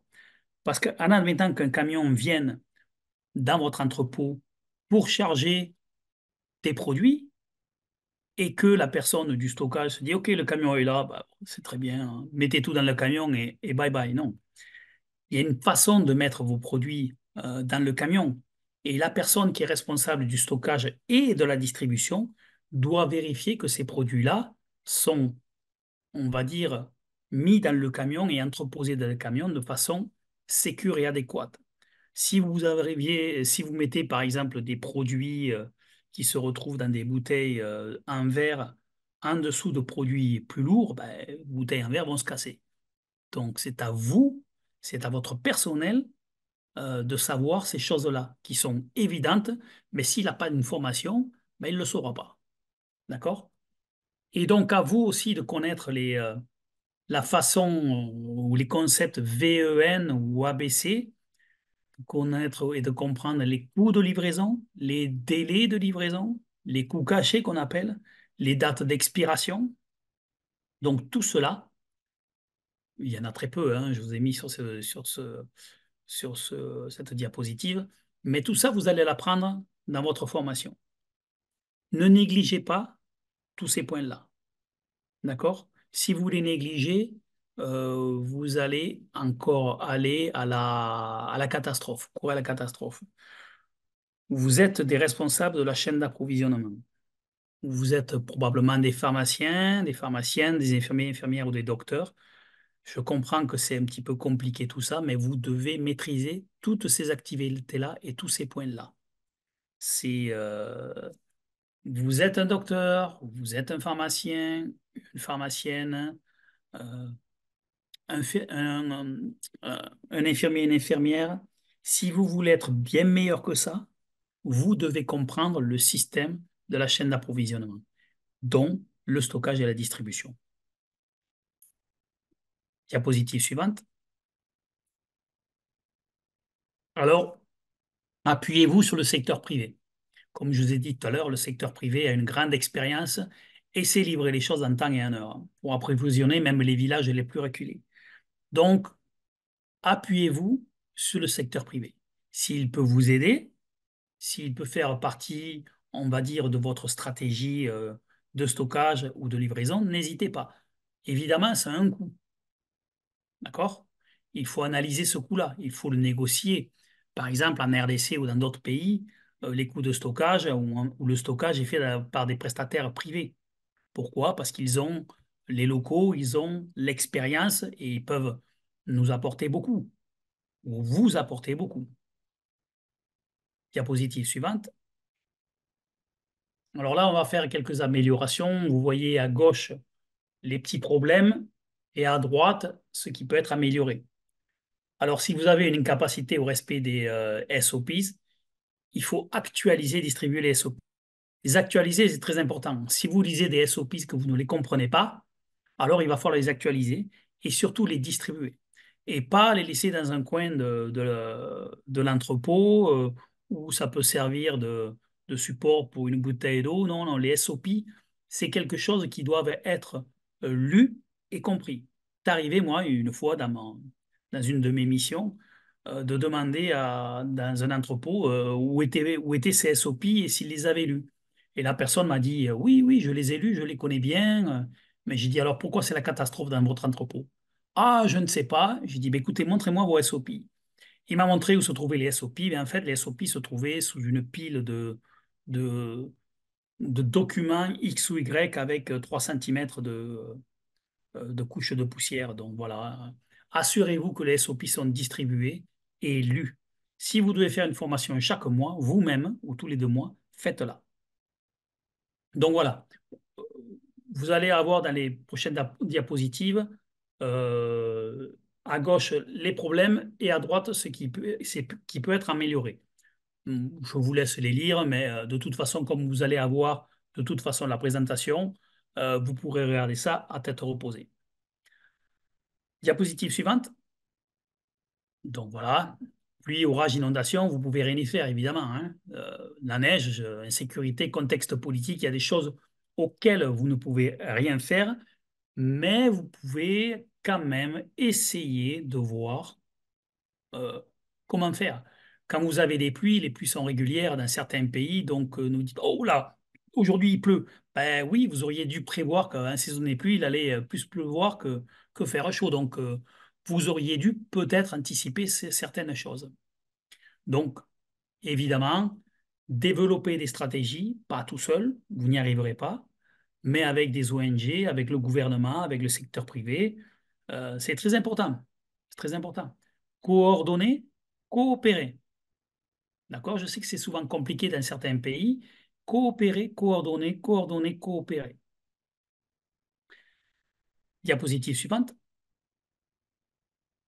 Alors là aussi, vous allez si vous avez des véhicules, vous avez des mauvaises maintenances de véhicules, des véhicules en mauvais état, vous ne pouvez pas vous dire en tant que responsable de la chaîne d'approvisionnement, oh, ouais, allez la récupérer, allez la réviser, allez la réparer. Vous devez savoir pourquoi les véhicules sont en mauvais état, pourquoi il y a une mauvaise maintenance, pourquoi il manque des carburants, est-ce qu'il y a des vols, est-ce que les personnes sont incompétentes, mal formées. Vous devez savoir. Même en étant un spécialiste du médical, vous devez savoir ce qui ne va pas. Pourquoi vos véhicules sont en mauvais état et il manque du carburant. Vous devez savoir et vous devez trouver des solutions. C'est votre rôle en tant que responsable de la chaîne d'approvisionnement. Diapositive suivante.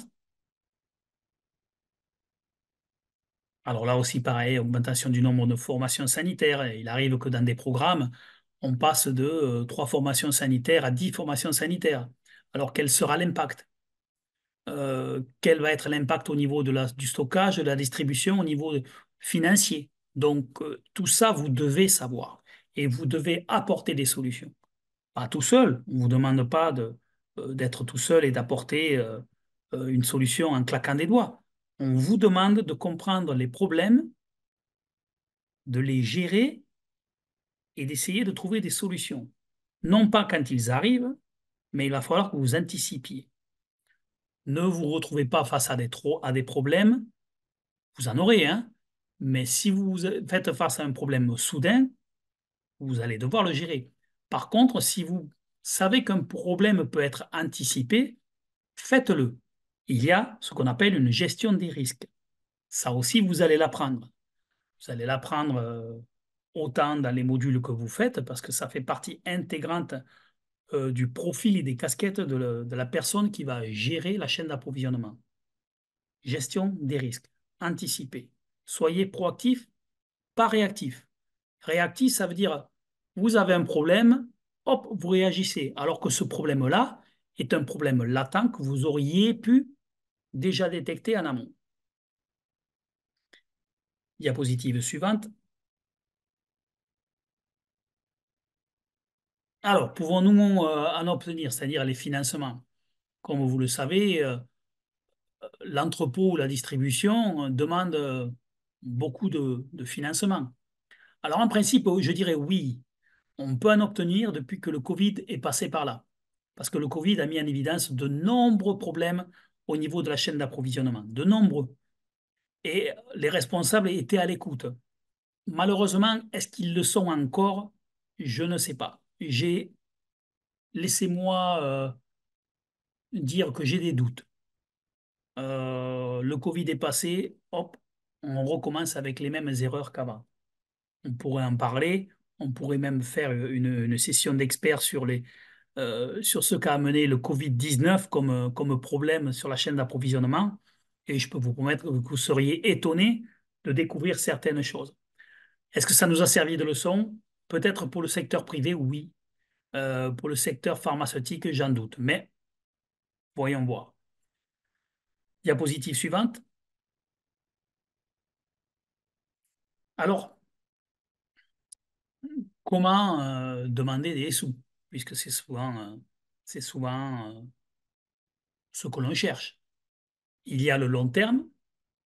Donc, vous devez être conscient des bonnes pratiques de distribution et de stockage. Je vous ai donné les liens de l'OMS. Vous devez les connaître. Parce que si vous voulez obtenir davantage d'argent, on va dire de financement pour votre programme, vous devez connaître les bonnes pratiques de distribution et les bonnes pratiques de stockage. Parce que vous allez pouvoir discuter avec les bailleurs de fonds sur ces bonnes pratiques. Parce que vous les connaissez. Et vous allez pouvoir dire, on va inclure, par exemple, dans notre financement, ces bonnes pratiques. À court terme, reconnaissez que vous ne pouvez pas tout faire. Vous n'êtes pas au-dessus de tout. Vous devez comprendre que seul vous ne pouvez rien faire. Vous pouvez choisir un domaine de prédilection pour améliorer ce problème-là, et ça impactera évidemment notre activité. Mais vous devez aussi comprendre toutes les autres activités qui gravitent autour. Et vous devez les améliorer. Et plus vous allez les améliorer, ces petits problèmes que vous allez détecter tout autour de la chaîne d'approvisionnement, du stockage et de l'approvisionnement, de la distribution, et plus ce sera bénéfique pour tout le monde. Comment faire? Encore une fois, devenez leader. Vous serez un leader quand vous connaîtrez parfaitement, ou à la rigueur suffisamment, toutes ces activités-là. Autant on parle du dédouanement, vous les connaissez. Autant on parle de la distribution, vous connaissez. Je ne vous demande pas d'être de parfaites personnes qui connaissaient les bielles ou alors les roues ou la dimension des roues, des camions, etc. Mais essayez de d'avoir un regard large. Pourquoi? Parce qu'encore, vous êtes un responsable de la chaîne d'approvisionnement. Mettez l'accent sur quelque chose. Focus. Donc là, je vous laisse lire cette petite phrase. Ignorez les distractions tout autour de vous.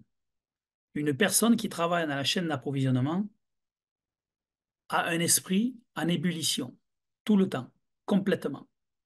Il saute d'une activité à une autre. Lorsqu'il a fini d'en améliorer l'une, il en améliore une autre. Quand il a fini d'en comprendre une, il essaie d'en comprendre une autre. Il est toujours en évolution. Lorsque quelqu'un lui demande et ça là, excuse-moi, mais j'ai pas trop compris comment on peut me l'améliorer. Vous, en tant que leader de la chaîne d'approvisionnement, vous allez apporter une solution, vous allez expliquer, vous allez faire de la pédagogie et expliquer comment ça fonctionne. Parce que comprenez une chose, même les bailleurs de fonds, ils savent pas tout. Ils savent, etc. Ils savent beaucoup de choses, c'est-à-dire combien ils vont vous donner et si vous allez arriver à atteindre vos objectifs. Mais après, tous les détails, ils ne sont pas forcément au courant de ces détails-là. Mais vous, en tant que responsable de la chaîne d'approvisionnement, vous savez tout. Diapositive suivante. Bon, ben voilà, je crois que j'ai terminé. Si vous avez des questions, comme je l'ai dit au tout début, n'hésitez pas.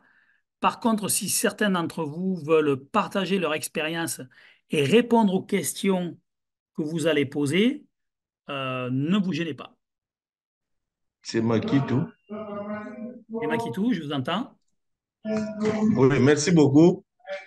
Chez nous, en République démocratique du Congo, la difficulté, c'est qu'il y a beaucoup de parties prenantes interviennent dans ce processus. Par exemple, les achats, c'est Fonds mondial. Et les dédouanements, c'est parfois le gouvernement avec les organisations. Et puis les PR, par exemple, pour le moment, c'est Sanri et Corded et interviennent peut-être seulement dans la distribution au site primaire et puis au CDR. Ce qui fait que les temps, les délais, c'est vraiment imparti. On n'a pas vraiment un calendrier fixe parce qu'il y a intervention de plusieurs partenaires. Est-ce que moi, je trouve que ce n'est pas vraiment un bon système. Les seuls partenaires, bien les seuls PR qui achètent, ça devait être lui-même qui passe au dédouanement jusqu'au niveau des CDR. Comme ça, le calendrier est respecté. Qu'est-ce que vous en dites? Merci. Alors, Makitou, moi j'arrive justement du Congo-Kinshasa, puisque je travaillais pour LFA, pour PwC. Donc, j'ai travaillé pour LFA, c'est-à-dire que j'étais un auditeur et je naviguais entre Sanru et Corded. En fait, le dédouanement est fait par Sanru et Corded. Le problème, c'est que ils doivent respecter des dizaines et des dizaines et des dizaines de, on va dire, de réglementations imposées par le gouvernement. Alors pourquoi ces réglementations? Il faut comprendre que le secteur privé achète pour vendre. Donc pour eux, c'est plus facile le dédouanement. Mais pour Corded et pour Sanru, le dédouanement est extrêmement complexe parce que ils achètent non pas pour vendre, mais pour livrer de façon, on va dire, pour faire de l'humanitaire. Ça devrait être plus simple. Or, c'est extrêmement complexe. Dernièrement, Sanru et Corded, donc en RDC, ont eu d'énormes problèmes pour dédouaner certains produits, ce qui a mené d'énormes retards au niveau de la livraison, au niveau central, au niveau provincial et au niveau des centres de santé. Donc, vous savez, le nœud, le problème, c'est ce dédouanement. Mais ce dédouanement doit être inclus dans les prévisions. C'est-à-dire que euh, c'est ce qu'on on a souvent dit aux deux pillards, comme vous dites, on leur a dit, vous devez prévoir absolument ça. Si votre dédouanement prend un mois et que vous râlez parce que ça prend un mois et demi, prévoyez 2 mois. Si vous prévoyez 2 mois, vous devez communiquer avec vos différents partenaires à tous les niveaux pour leur dire, voilà, on achète aujourd'hui et vous allez être livré à cette période-là. Et donc, cette période-là doit correspondre aux problèmes qu'ils ont rencontrés avec le dédouanement. Donc, chaque pillard est normalement responsable du dédouanement, à moins que je ne me trompe, mais c'était le cas jusqu'en décembre 2023. Est-ce que j'ai répondu à votre question, Makitou? Oui, ça va, merci beaucoup. Vous avez répondu en partie. Mais nous, c'est l'exonération, le gouvernement exonère, mais il faut que les bailleurs puissent peut-être introduire le document avant les pillards sans recorder. Et très souvent, il y a un changement des autorités au niveau du pays, ce qui fait que les autorités qui arrivent souvent ne sont pas imprégnées de cette demande d'exonération. Mais c'est là que nous tiennent, vraiment, nous avons souvent des problèmes de respect des calendriers. Et puis, moi, Oui. je pense qu'au niveau du Fonds mondial, il y a aussi des responsabilités. Parfois, nous sommes en rupture ici, mais les produits traînent toujours au niveau des fonds mondiaux. Ces produits ne sont pas toujours arrivés au niveau de nos ports ici. Mais si c'est le même Pierre, par exemple, Cordier Sari, font les achats, par exemple, il pourra peut-être accepter ces délais. Merci beaucoup. Vous avez parfaitement raison. Je ne peux être que d'accord avec vous. Les responsabilités sont partagées. Autant il y a des changements au niveau du gouvernement, ce qui complique toutes les procédures de dédouanement, autant il y a une responsabilité au niveau du Fonds mondial ou alors on va dire on va dire oui, le Fonds mondial, la grande majorité des produits de santé achetés à travers le Fonds mondial, quelquefois les documents ne sont pas reçus ou sont reçus en retard ou sont reçus avec des erreurs. Et quand vous avez des erreurs, il faut redemander ces documents-là et refaire les procédures. Donc, en effet, les responsabilités sont partagées. Je pense que ce n'est pas simplement au Congo-Kinshasa, en République démocratique du Congo, mais c'est dans beaucoup de pays. Et c'est pour ça que j'ai mentionné, mais peut-être rapidement, que la coordination et la coopération entre tous les partenaires est primordiale. C'est-à-dire que chacun doit prendre ses responsabilités et chacun ne doit pas travailler dans son coin en disant oui, je vais essayer de... Non, non, la responsabilité est partagée et chacun doit vraiment discuter pour améliorer ce système-là. Mais, le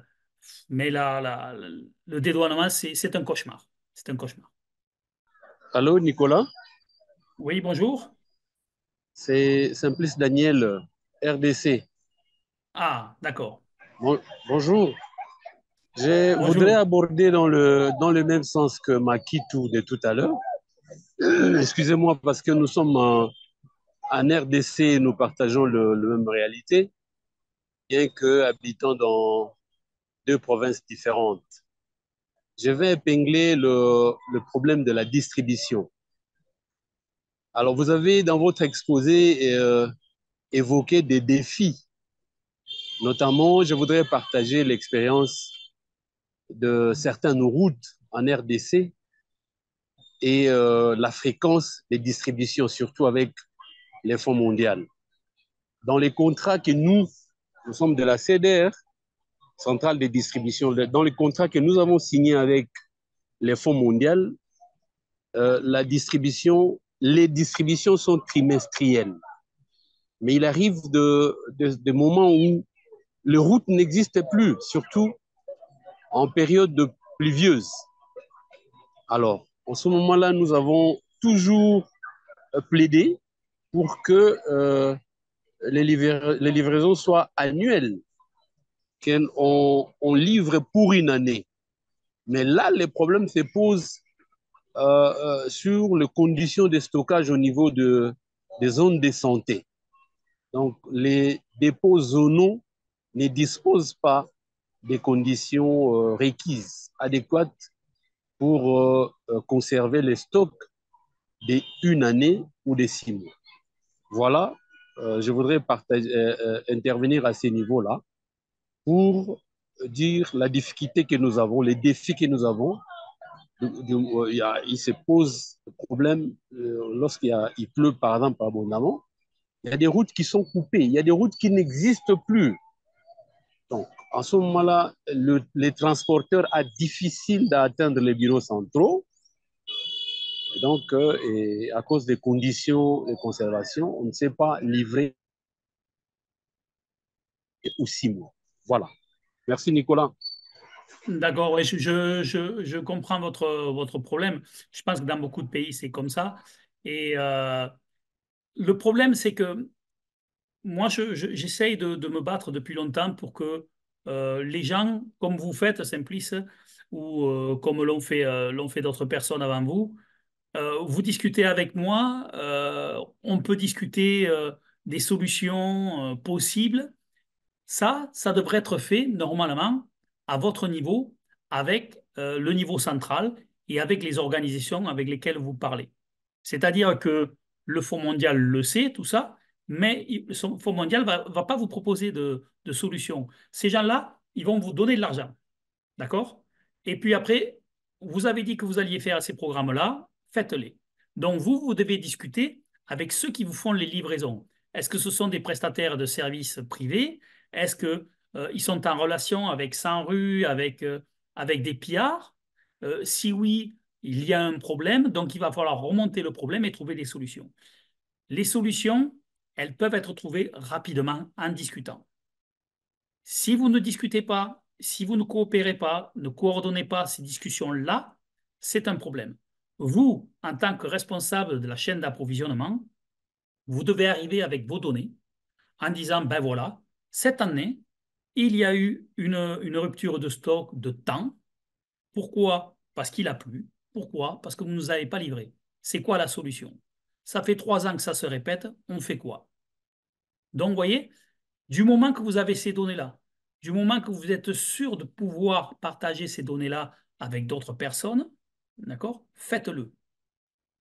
Faites-le. N'attendez pas que le Fonds mondial résolve le problème, ils ne le feront pas. N'attendez pas que les auditeurs viennent, ils vont rester là 2 jours et ils vont partir. Et puis après, ils vont taper des rapports qui ne seront pas lus. Donc, c'est à vous, à votre niveau, en tant que responsable de la chaîne d'approvisionnement ou en tant qu'acteur important de la chaîne d'approvisionnement, en tant que leader, grâce aux données que vous avez, de parler, de discuter et de dire il faut que ça change. Voilà. Ce n'est pas parce que je suis dans un CDR ou alors dans un FOSA que ça se passe comme ça. Donc c'est à vous, comme je l'ai dit, à plaider votre cause. Pour vous, pour les patients. Oui, alors, Oui, Clarisse, oui, bonjour, fidèle. bonjour. Oui, merci quand même pour la présentation. Je voulais savoir, est-ce il y a un outil, vous pouvez disposer selon l'expérience, un outil pour évaluer l'efficacité d'une distribution? Est-ce qu'il y a aussi quelque chose qui est disponible ou évaluer les coûts de distribution, surtout au dernier kilomètre, y compris aussi euh, euh, euh, euh, ce qui concerne la logistique inverse. Hmm, d'accord. Alors, vous avez posé, oui, C'est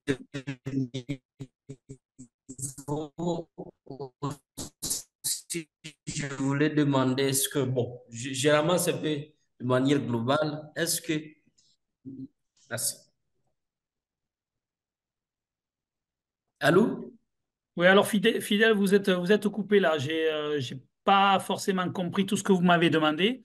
Je pense avoir quelques éléments, mais votre, votre dernière question, c'était quoi? La question serait de savoir, c'est la même, donc, c'est ni question, c'est de savoir, est-ce qu'il y a un outil qui est disponible pour nous permettant de projeter déjà une distribution ou un coût de distribution au dernier kilomètre et y compris aussi la logistique inverse, c'est-à-dire tout ce D'accord. qui est lié par rapport au taux de stock. Voilà. D'accord. Donc la logistique inverse, on peut faire même une session d'experts sur la logistique inverse. Donc c'est très intéressant ça. Pour les outils, oui, vous avez toutes sortes d'outils. Vous allez de toute façon les aborder dans votre étude, c'est-à-dire dans votre soit le module 6 ou soit dans le certificat ou le module dans lequel vous êtes inscrit. En principe, on va vous proposer certains types d'outils qui sont utilisables avec des liens spécifiques pour savoir euh, comment évaluer une bonne distribution ou comment évaluer une mauvaise distribution de toute façon. Donc, il y a des outils qui existent, qui sont déjà en place dans beaucoup de pays, qui peuvent être améliorés. Donc, je ne sais pas dans quel pays vous êtes, mais en principe, il existe, il devrait exister dans votre pays, justement, des outils d'évaluation. Et ces outils d'évaluation peuvent faire partie des SOP, ce dont on appelle. C'est-à-dire, vous avez distribution et vous avez évaluation de la distribution. Donc, l'évaluation de la distribution, c'est qui fait quoi, comment, avec quoi. Donc, c'est comme ça que vous pouvez aussi évaluer la qualité d'une distribution. Par rapport au coût au dernier kilomètre, là, ça va dépendre de beaucoup de choses et de beaucoup de facteurs, c'est-à-dire le pays où vous vous trouvez et ce dont on parle au dernier kilomètre, c'est-à-dire voilà, quelle est la marchandise dont vous parlez, etc. Je peux essayer de trouver des outils et les partager avec vous. Donc, de toute façon, je vais vous mettre, ou si vous en avez besoin, vous passez par Prerna, qui vous mettra en contact avec moi et je pourrai vous partager certaines choses. Je sais que certains veulent des SOP, je pourrais les partager avec vous. Je ne les ai pas forcément en français, mais je peux en fabriquer quelques-uns en français pour vous donner un exemple. Donc, tous les documents dont vous avez besoin, vous pouvez demander à Prerna qui me les relaiera et je me ferai un plaisir de les partager avec vous. Bonjour, bonjour. Oui, allô? Emmanuel? Oui, Peut-être une oui, dernière Emmanuel. question? Oui, dernière question. Je suis Emmanuel du Cameroun. Je voulais poser la question concernant le meilleur modèle pour la distribution au dernier kilomètre. Parce qu'au Cameroun, nous avons les deux systèmes. Il y a le premier système qui est assuré d'une partie parce qu'il y a des sites qui sont pris en charge par le partenaire PEPFAR qui s'appuie sur un third-party logistique qui permet de distribuer sur site pour certaines formations sanitaires. Et il y a une autre partie où c'est le gouvernement, sur la base d'un contrat qui assure la livraison au dernier kilomètre pour certaines formations sanitaires qui ne sont pas soutenues par un programme. Sauf que les délais de livraison sont assez longs pour le gouvernement au vu du contexte. On a parlé tout à l'heure de l'enclavement des routes, on a parlé de l'insuffisance aussi du matériel roulant, etc. Donc, et on se rend compte que les contrats ne permettent pas de soutenir toutes ces activités-là. Quel est le meilleur modèle pour pouvoir pérenniser cette distribution au dernier kilomètre? Moi, je pense qu'il faudrait qu'on renforce plutôt le système du gouvernement pour pouvoir euh, le rendre autonome afin de ne pas dépendre des partenaires et qui vont à un moment donné partir du pays. Donc voilà, je voulais savoir à votre niveau, qu'est-ce que vous pensez? Est-ce qu'il faut mettre des ressources suffisantes pour le gouvernement, sauf que certains partenaires, ils ont des budgets limités et il y a des financements qu'ils ne peuvent pas supporter, c'est-à-dire les achats de véhicules et tout ça. Donc, je voulais votre avis par rapport à ce sujet. Merci. Oui, alors, vous avez tout dit en fait dans votre commentaire, c'est-à-dire que c'est assez compliqué pour arriver à, on va dire, un taux de réussite de 100%. Comme je vous l'ai dit, c'est un niveau de service, hein. Alors, il faudrait déjà évaluer le niveau de service de cette livraison au dernier kilomètre. Donc, je sais que vous avez des difficultés, mais en fonction du niveau de service que vous allez évaluer au niveau du service, au niveau de la livraison au dernier kilomètre, vous allez avoir plusieurs solutions. Vous n'allez pas avoir qu'une seule. C'est sûr que les partenaires vont un jour partir. Et pour pérenniser on va dire, une telle logistique, il va falloir déjà regarder pourquoi vos contrats ne fonctionnent pas. On m'a dit que vos contrats n'étaient pas forcément appliqués. Si les contrats ne sont pas appliqués, il faut regarder pourquoi ils ne sont pas appliqués, où les points de contrat ne sont pas appliqués, et essayer d'y remédier. Peut-être que vos contrats sont déjà à la base pas forcément bien conçus. Donc regardez déjà au niveau des contrats ce qui se passe et pourquoi ils n'ont pas été respectés. Au niveau du gouvernement, c'est clair qu'il va falloir pérenniser, on va dire, cette livraison au dernier kilomètre et puis peut-être éduquer ou rediscuter avec le gouvernement pour savoir comment améliorer ce système-là. Comme vous dites, certaines organisations n'ont pas suffisamment d'argent pour acheter des véhicules, d'autres pour les acheter mais pas pour les maintenir. N'oubliez pas que quand on achète un véhicule, il faut le maintenir. Donc si vous achetez un véhicule que vous n'avez pas de maintenance pour 2, 3, 5 ans ou que vous n'avez pas de budget pour le fuel, ça va être compliqué. Donc voyez-vous, il n'y a pas une seule solution, il y a des solutions. Il va falloir regarder tout cela, mettre sur un papier tous les problèmes que vous rencontrez pour cette livraison au dernier kilomètre, et puis voir avec vos différents partenaires, donc organiser une grande réunion, je ne sais pas, vous faites une réunion sur livraison au dernier kilomètre, en ayant identifié tous les problèmes que vous avez constatés, toutes les solutions que vous pourriez apporter et tous les problèmes que vous allez constater dans le futur si jamais les partenaires s'en vont. Donc tout ça peut faire l'objet d'une grande conférence, comme on fait souvent, sur justement ce problème-là. Et quand on fait une conférence justement sur ce problème-là, il faut inviter les partenaires privés, les ministères, parce que tous les ministères sont concernés, mais aussi toutes les organisations, l'OMS, le SID, le PNUD, le Fonds mondial. Donc, moi, je pense que vous avez soulevé quelque chose de très intéressant avec un challenge très intéressant qui pourrait déboucher sur probablement une discussion et des solutions pérennes sur ce problème-là. Et je suis sûr que vous pouvez organiser ça en quelques mois et organiser, pourquoi pas, une conférence nationale sur ce sujet-là. Moi, je trouve que c'est intéressant et ça peut déboucher sur quelque chose d'intéressant, on va dire. Donc, je ne peux pas répondre à votre question, je ne peux pas vous apporter de solution parce que je ne connais pas forcément les tenants et les aboutissants dans votre pays, mais je pense que là, vous tenez un bon filon, on va dire.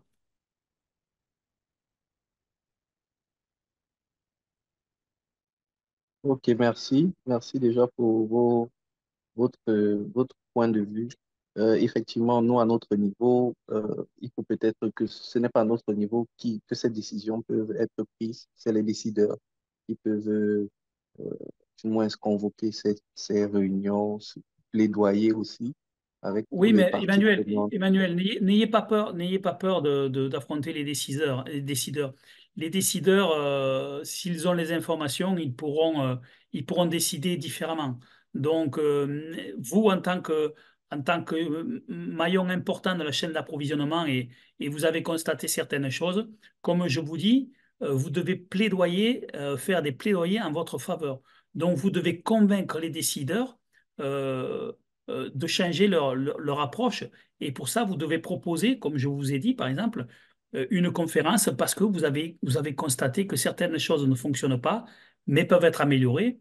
Et pour cela, vous avez besoin des ressources des différentes organisations. Alors, quand je dis les ressources des différentes organisations, le Fonds mondial va peut-être dire, attendez, moi, ça m'intéresse, j'aimerais bien mettre tant d'argent au niveau de la livraison au dernier kilomètre, ou alors peut-être que l'Union européenne va dire, ah ben, attendez, moi je peux renouveler peut-être ma flotte de véhicules. Pourquoi ils vont dire ça? Parce que vous aurez réussi à pousser les décideurs à organiser quelque chose pour qu'il y ait une discussion, une coopération, une coordination. D'accord? Et comment faire? Vous n'allez pas organiser pour discuter, vous allez organiser pour, euh, on va dire, partager les informations que vous avez. Donc, les informations que vous avez, ce sera, écoutez, ça ne marche pas là parce on n'a pas assez de camions et il nous faudrait des camions. Alors voilà, on vous a préparé un budget de 500 000 dollars avec une pérennité sur 5 ans pour 5 camions ou des camions, je ne sais pas. Voilà. Il va falloir que vous organisiez tout ça. Donc, vous allez pousser les décideurs à décider différemment en fonction des informations que vous allez vous apporter. Si vous avez des questions, vous envoyer un mail après Anna qui me les fera passer, puis je pourrai y répondre à la rigueur. Donc n'hésitez pas. Là bon, ça fait quand même 2 heures, donc je pense que on est bon, hein. Bonne journée à tout le monde, bonne fin de semaine, et puis à bientôt, j'espère.